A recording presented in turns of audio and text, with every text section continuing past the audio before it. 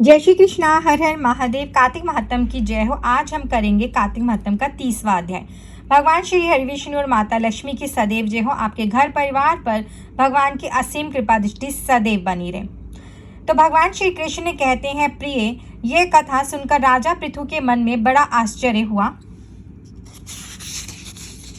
उन्होंने भक्तिपूर्वक देवर्षि नारद का पूजन करने के पश्चात उन्हें विदा किया। इसलिए माघ स्नान, कार्तिक स्नान तथा एकादशी, ये तीनों व्रत मुझे अत्यंत प्रिय हैं। वनस्पतियों में तुलसी, महीनों में कार्तिक, तिथियों में एकादशी तथा पुण्य क्षेत्रों में द्वारकापुरी मुझे विशेष प्रिय है। जो अपनी इंद्रियों को संयम में रखकर इन सब का सेवन करता है वह मुझे बहुत ही प्रिय होता है। यज्ञ आदि के द्वारा भी कोई मेरा ऐसा प्रिय नहीं हो सकता जैसा कि पूर्वोक्त चारों के सेवन से होता है। सत्यभामा बोली, नाथ, आपने मुझे जो कथा सुनाई वे बड़े ही आश्चर्य में डालने वाली है, क्योंकि कलह दूसरे के देवे पुण्य से ही मुक्ति पा गई। इस कार्तिक मास का ऐसा ही प्रभाव है, किंतु बिना किया हुआ पुण्य मनुष्य किस मार्ग से पा सकता है।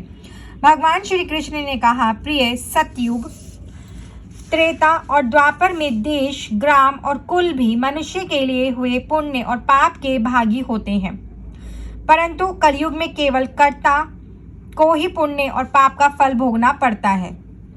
पढ़ाने से, यज्ञ कराने से अथवा एक पंक्ति में बैठकर भोजन करने से भी मनुष्य दूसरों के पुण्य और पाप का चौथाई भाग परोक्ष रूप से पा लेता है। एक आसन पर बैठने, एक सवारी पर चलने, श्वास का स्पर्श होने और परस्पर अंग सट जाने से भी निश्चय ही पुण्य पाप के छठे अंश का फल भागी होना पड़ता है। स्पर्श करने से, बातचीत करने से तथा दूसरे की स्तुति करने से भी मानव पुण्य पाप के दशमांश को ग्रहण करता है।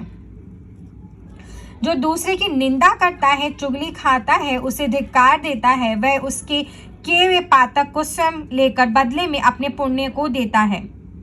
एक पंक्ति में बैठकर भोजन करने वाले लोगों में से जो किसी को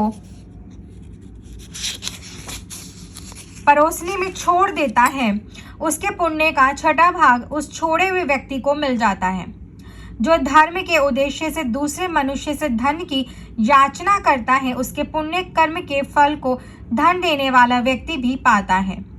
जो दूसरे का धन चुराकर पुण्य कर्म करता है, उसका फल धनी को ही मिलता है, कर्म करने वाले को नहीं। राजा अपनी प्रजा से, गुरु शिष्य से, पति अपनी पत्नी से तथा पिता अपने पुत्र से उसके पुण्य पाप का छठा अंश प्राप्त करता है।